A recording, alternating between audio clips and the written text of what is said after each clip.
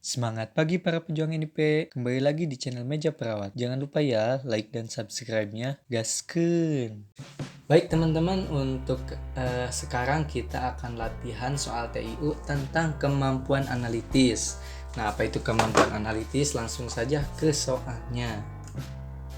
Oke, nah teman-teman, soal yang pertama, usahakan untuk menjawab soal analitis ini, baca dulu pertanyaannya ya teman-teman.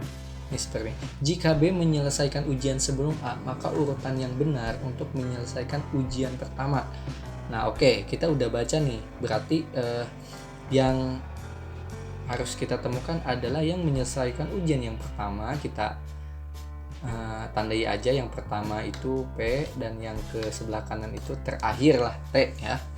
Nah, di sini ada 4 orang. Kalau saya teman-teman, di sini kita kayak bikin 4 tempat gitu buat nanti, tapi sebelum ngisi yang 4 itu kita harus kayak semacam kotretan, contekan buat coret-coretnya gitu. Nah, seperti ini teman-teman. Ayo kita tes ya. Di soal udah ada nih, jika B menyelesaikan ujian sebelum A. Jadi si B dulu teman-teman ya, baru A katanya. Nah, kita baca yang paling atasnya, karena biasanya yang ada di pertanyaan itu yang gimana ya, yang lebih pasti lah, yang lebih pasti. Untuk pernyataan yang pertama, D menyelesaikan ujian sebelum C. Berarti D dulu ya teman-teman, baru C. A menyelesaikan ujian sebelum D. A sebelum D, betul, udah. C menyelesaikan ujian setelah B. C menyelesaikan ujian setelah B.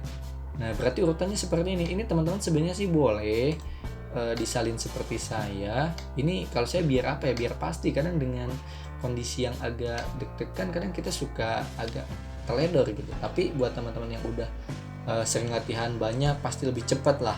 Ketika udah dapat hasil ini, teman-teman langsung aja cari B, A, D, C. B, A, D, C. A jawabannya ya, teman-teman. Oke. Next.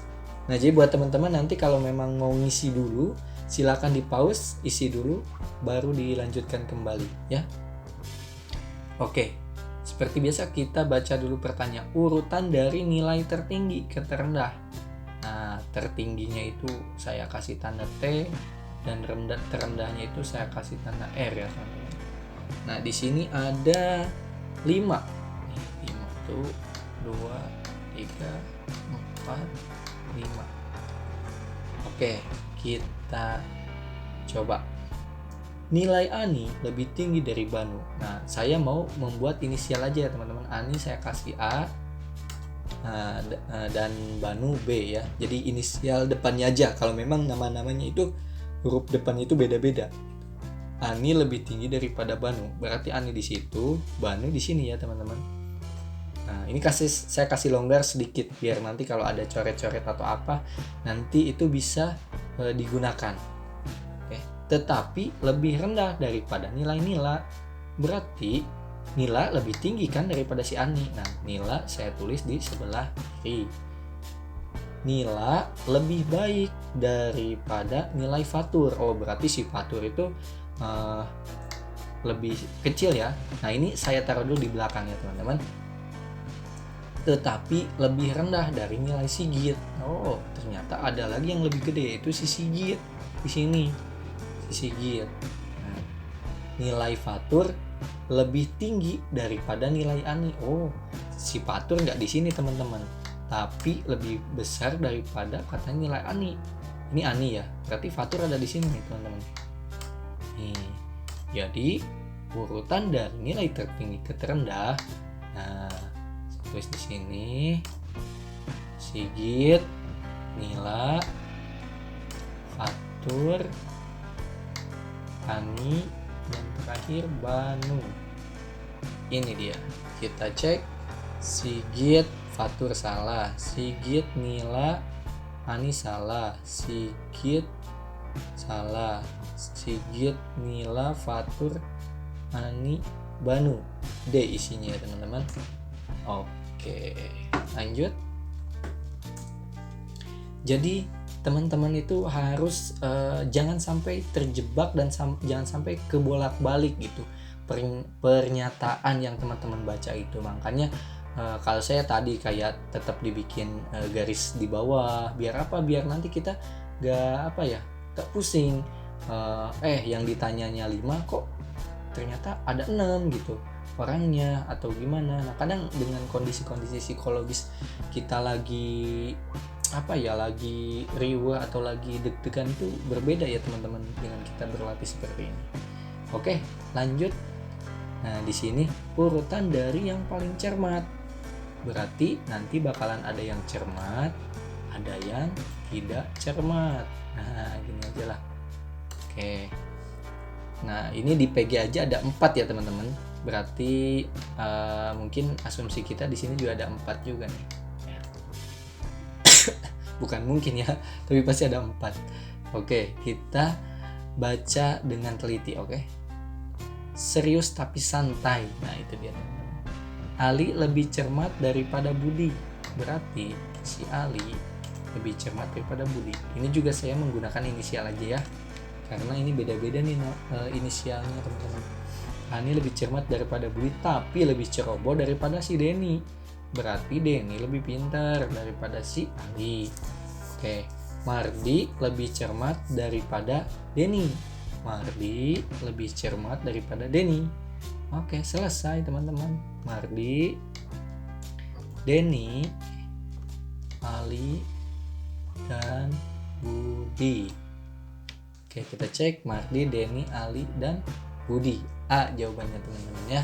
Langsung aja, kalau udah yang seperti ini pasti langsung benar teman-teman, gak usah dicek juga yang lainnya sebenarnya ya. Next, silakan pokoknya buat teman-teman di pause dulu kalau mau mengerjakan, baru nanti kita samakan ya. Oke, kita langsung baca soalnya. Siapakah yang tidak membeli sarung baru? Oke, karena pertanyaannya adalah siapa yang tidak membeli sarung baru? Nah, kita tandain aja nanti. Yang membeli sarung kita kasih tanda centang. Oke. Kita mulai. Amri membeli, Amri ya. Amri nih, si Amri. Amri katanya membeli baju dan sarung, beli. Dodo. Ini teman-teman boleh pakai inisial, boleh. Untuk mempersingkat waktu ya. Ini saya tulis biar jelas aja. Dodo hanya membeli sarung baru, beli juga. Harun, sarung baru Harun. Nih, Harun membeli sama dengan Indra. Ditambah sepatu baru Indra. Aduh, maaf ya lagi ya. Pakai ini soalnya. Pakai mouse.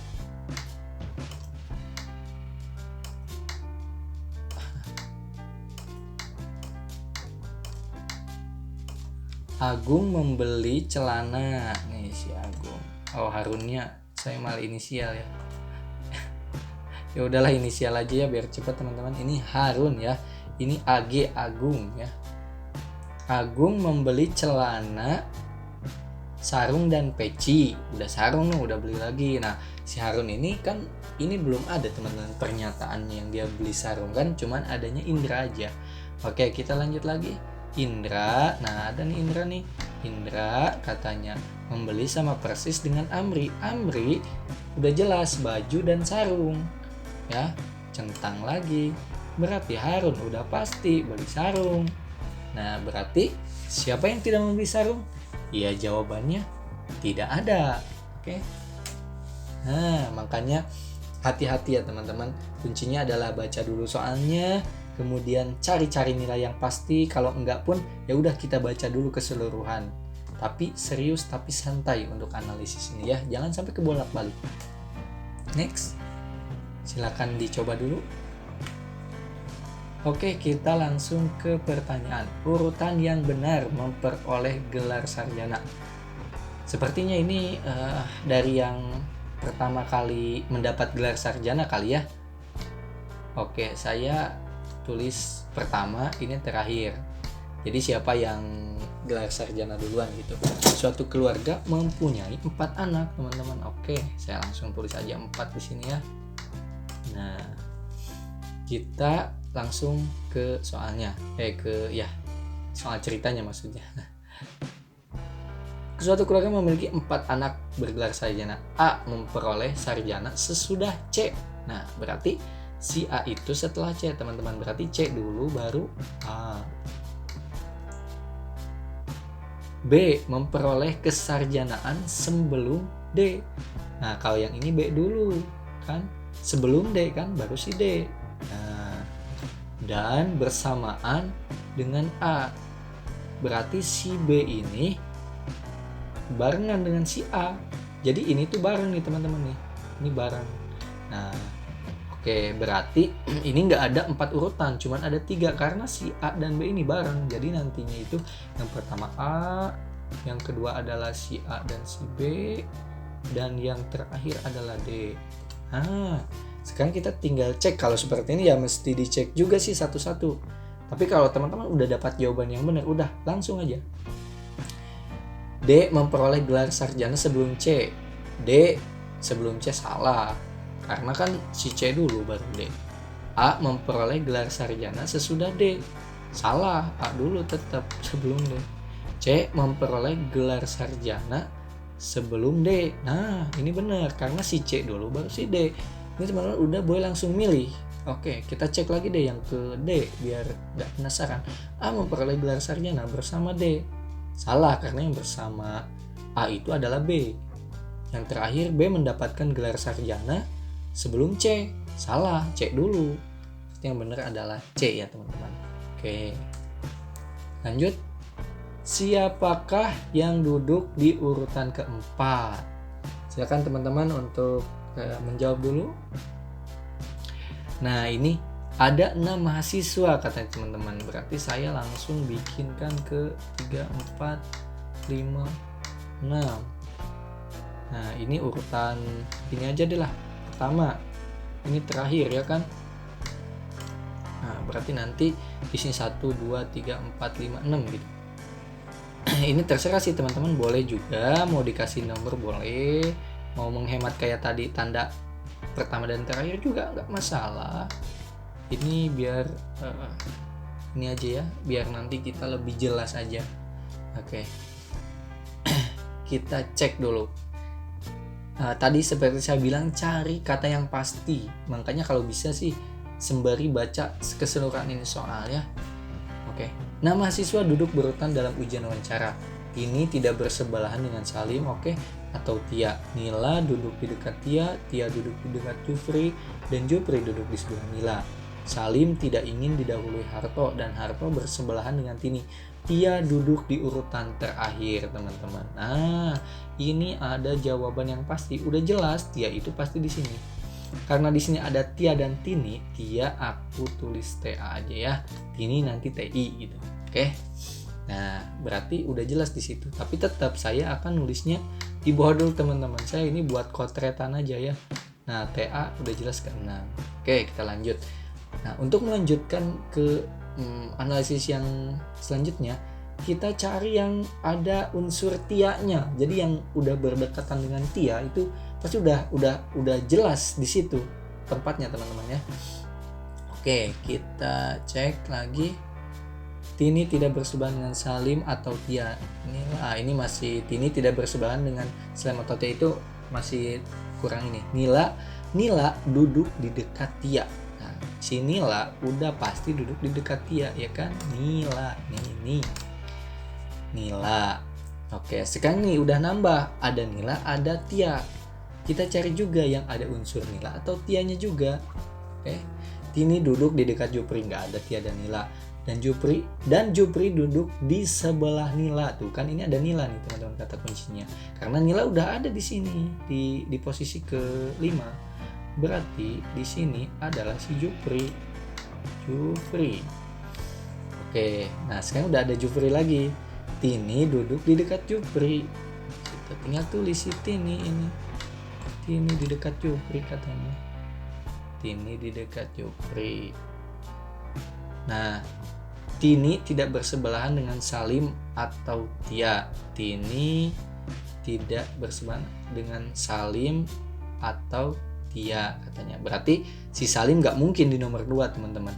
Ini si Salim pasti ada di nomor 1. Kita cari lagi clue yang lainnya. Nah ini kalimat yang terakhir, Salim tidak ingin didahului Harto. Nah si Harto berarti sebelum si Salim. Karena dia nggak mau katanya didahului. Nah coba kita lihat tadi yang ini nih, yang Tia tidak bersebelahan dengan Salim atau Tia. Bener kan? Tini ya, gak bersebelahan dengan Salim, enggak, bersebelahan dengan Tia, enggak ya. Berarti urutannya ini, Salim, Harto, Tia, Jufri, Nila. Pertanyaannya adalah siapa yang duduk di urutan keempat? Ini dia Jufri teman-teman isinya ya. Oke, next. Dari soal yang tadi urutan tempat duduk dari pertama. Ya udah, kita kan udah kasih nomor, kita udah kasih tanda. Tinggal kita baca aja Salim, Harto, Tini, Jufri, Nila, Tia. Nah, Salim, Harto, apalagi tadi? Tini, Salim, Harto, Tini, Jufri, Nila, Tia, ini yang A. Nah, oke, mudah kan teman-teman? Intinya jangan terburu-buru, pahami secara keseluruhan dan cari yang sekiranya kalau kayak tadi tuh Tia itu ada kan pernyataannya Tia duduk di paling terakhir, itu kan udah pasti itu di terakhir. Nah, nanti kita nyari yang sebelum-sebelumnya itu berdasarkan kata Tia. Ada nggak yang katanya Nila dekat Tia? Nah Nila udah jelas tuh karena dekat si Tia. Kayak gitu ya teman-teman. Oke, next ke pertanyaan. Silakan buat teman-teman yang mau isi dulu, di pause aja. Pertanyaannya adalah, jika hari ini Ani membuka kios, maka kios lain yang buka. Oh, berarti nanti akan ada yang buka teman-teman dan ada yang tutup gitu kali ya. Ani, Budi, Cita, Doni, dan Eni memiliki toko. Demi persaingan yang adil, mereka membuat jadwal sebagai berikut. Nah, ini dia ketentuannya. Jika Ani membuka kios, maka Doni tutup. Nah, karena ini namanya beda ya teman-teman, saya inisial aja. Nah, ini buka, ini tutup. Jika Ani buka, si Doni katanya teman-teman yang tutup. Jika Doni buka, ini Doni buka, maka Cita yang tutup. Jika Cita yang membuka kios, maka Eni katanya teman-teman yang tutup ya. Nah, di sini masih ada nih teman-teman satu orang lagi yang nggak ada, yaitu siapa? Budi ya. Budi ini kayaknya bebas ya teman-teman, sultan kali, dia bisa buka toko di mana aja. Jika hari ini Ani membuka kios, maka kios yang lain yang buka adalah berarti temennya si Ani itu siapa? Nah, oke, Ani pertama tadi buka ya teman-teman, udah jelas Doni nggak akan buka ya kan. Nah, yang D-nya kita coret karena Doni udah jelas nggak buka. Kalau Doni nggak buka, berarti si Cita ini pasti buka, karena kan Cita tutup kalau ada Doni ya kan. Berarti Cita buka, ini kita buletin. Nah, yang buka-buka ini kita buletin. Ini jelas nih, Cita juga bulat. Nah, karena si Cita ini buka, berarti si Eni nggak akan buka, karena kan ketentuannya kalau Cita buka, Eni nggak buka. Nah, setelah itu si Budi, karena si Budi gak ada aturan, berarti dia tetap bisa buka. Nah, pertanyaannya adalah jika Ani buka, nih si Ani yang buka, maka kios lain yang buka adalah berarti Cita dan Budi. Betul, Budi dan Cita. Jawabannya teman-teman. Oke, ini ada 2 soal teman-teman buat PR ya. Silakan untuk di screenshot dan di isi jawabannya nanti di kolom komentar ya. Silakan, ini nomor 2. Oke, saya doakan teman-teman semoga apa yang teman-teman cita-citakan dipermudah dan diperlancar. Amin. Sekian dari saya. Assalamualaikum warahmatullahi wabarakatuh.